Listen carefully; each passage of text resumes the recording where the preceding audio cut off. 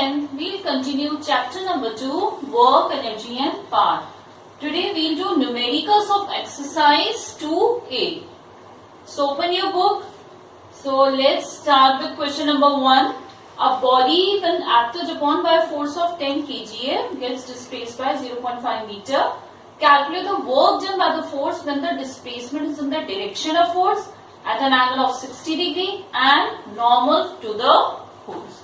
Now what was the formula for work done? Work equals to F into S cos theta, where theta is the angle between the force and the displacement of the body. Here how much force is given? 10 kgf. Because it is in kgf, we have to convert in Newton, and the value of G is 10 Newton per kilogram.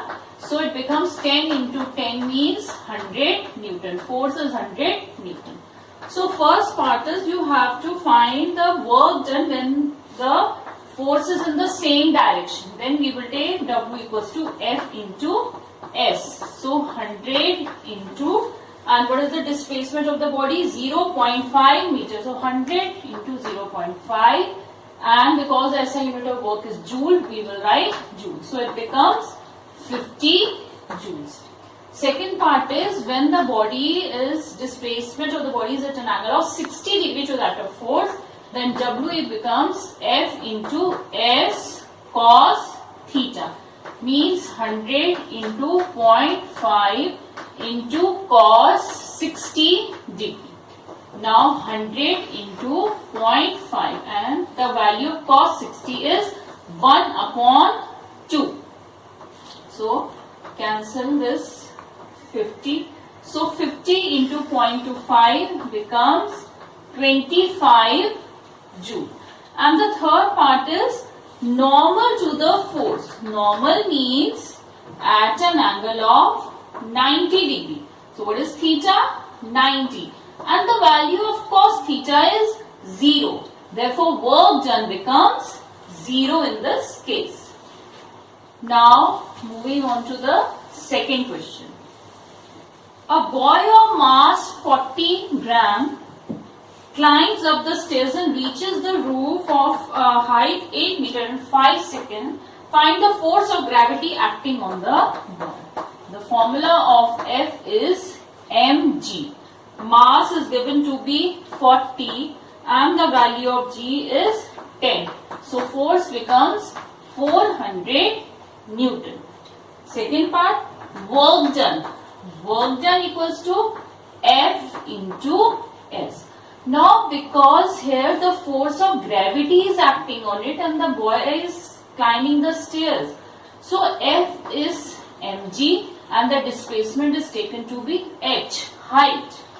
So this becomes mg, we have found 400 into, and how much height he is climbing? 8 meters. So work done becomes 3200 joule. And the third part, you have to find the power spent by the boy. The power spent is given by the formula work upon time.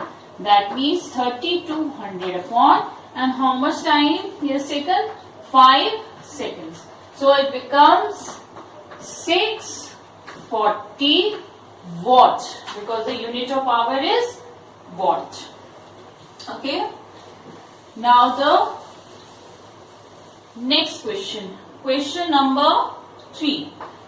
A man spends 6.4 kilojoule energy in displacing a body by 64 meters in the direction in which he applies force in 2.5 seconds. Here the energy spent is given, and you know energy equals to the work done. That means work done has been given to you and you have to find the force applied. Now what is the formula for work done? F into S. How much work he is spending? 6.4 kilojoule. So how will you convert kilojoule into joule? Multiply by 1000. So it becomes 6400 joule. And F you have to find. And what is the displacement? 64. So F becomes 6400 upon 64. That means 100 Newton. The force applied is 100 Newton. Now you have to find the power spent in HP.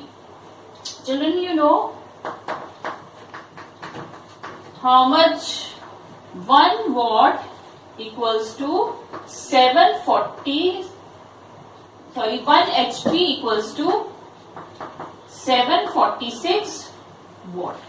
So first you find power in watt. Power equals to work upon time, 6400.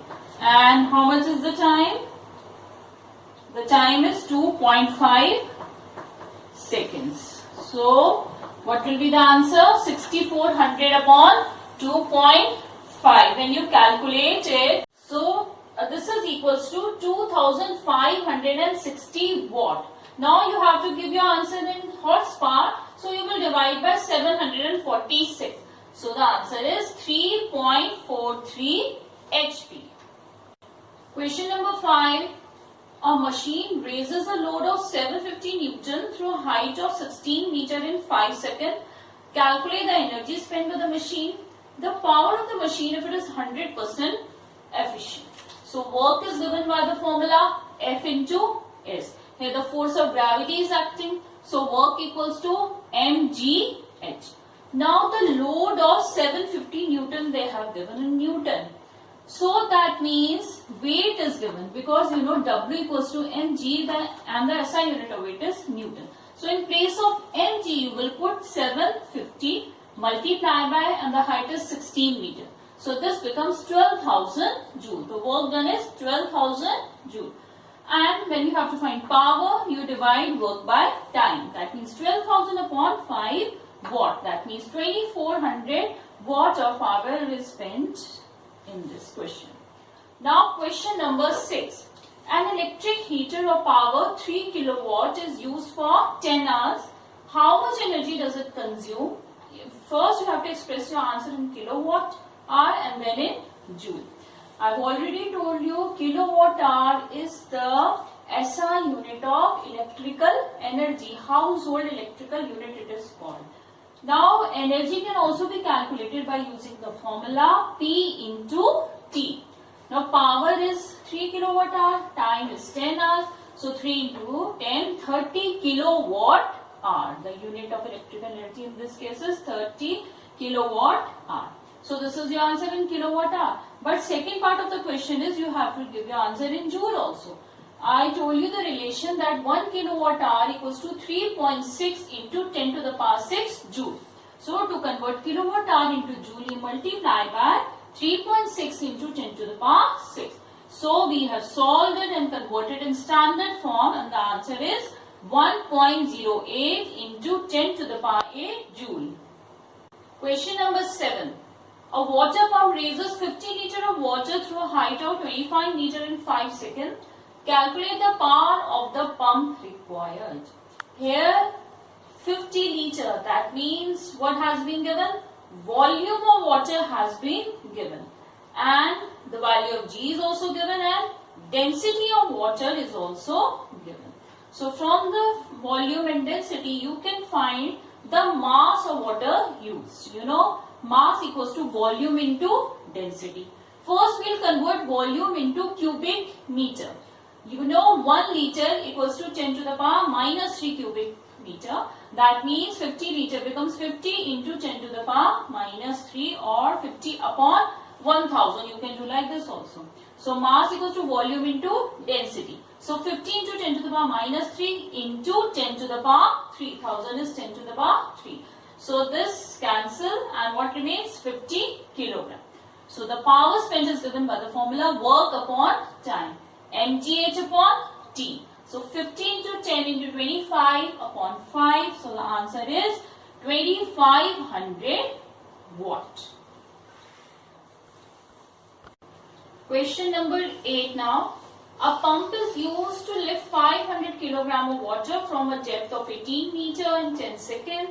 Calculate the work done by the pump. Work done is given by the formula mgh. That means 500 multiplied by 10 multiplied by 80. So the answer is 4 lakh joule, and if you write in standard form it becomes 4 into 10 to the power 5 joule. Next part is you have to find the power at which the pump works. That means power equals to work upon time. So 4 lakh upon 10 and the answer is 40,000 watt or 40 kilowatt. Now C part, you have to find the power rating of the pump, means input power of the pump. Efficiency is 40%. So efficiency is given by the formula useful power upon power input. That means power output upon power input. So 40% efficiency means 0.40. That is equals to 40,000 upon power input. So power input is 1 lakh watt, or you can write it as 100 kilowatt. This is the power rating of the pump. Now question number 9. An ox can apply a maximum force of 1000 Newton. It is taking part in a kart race and is able to pull the cart at a constant speed of 30 meters per second while making its best effort. So you have to calculate the power delivered by the ox. Now here, since force and speed is given, so you will use this formula. Power equals to force into speed. F is 1000 Newton. Speed is 30 meters per second. So substitute the values. You will get 30,000 watt or 30 kilowatt. Now question number 10, 11 are based on this formula only. So children, do yourself. Now question number 13 I will do. It takes 20 seconds for a person your mass 50 kilogram to climb up the stairs, while another person being of same mass does the same in 15 seconds. You have to compare the work done and the power delivered by the persons A and B. Now children, you know work done depends on the mass, acceleration due to gravity and height. Now here same mass person of person A has same mass as the person B and both are climbing up the same stairs. So work done by both is same, exactly same. So what is the ratio of work done? 1:1. But the power spent is different because person A is taking 20 seconds and person B is taking 15 seconds. Since you know power equals to work upon time, power is inversely related to the time taken. So PA upon PB equals to TB upon TA. This is the time taken by B upon time taken by A. That means 15 upon 20. So this comes out to be 3:4. Okay children, this is all for today, but you will complete the whole exercise. You will do the rest of the numericals yourself.